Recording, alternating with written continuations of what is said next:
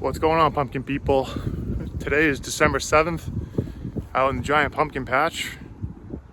Not much going on, but we found this hole right there. I'm gonna show you what that is. Stick around. We're out in the giant pumpkin patch. Figured I'd just show this real quick. So we just got a little bit of snow and I saw some tracks. And then I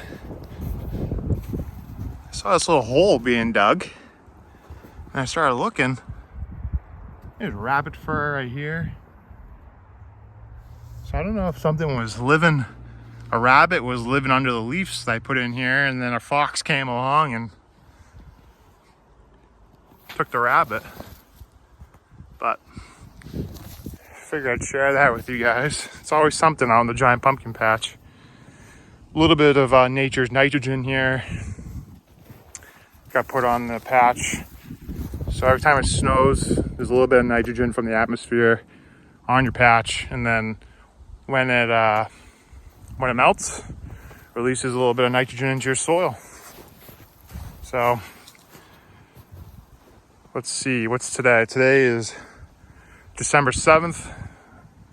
December, January, March, 4 more months, seed starting day.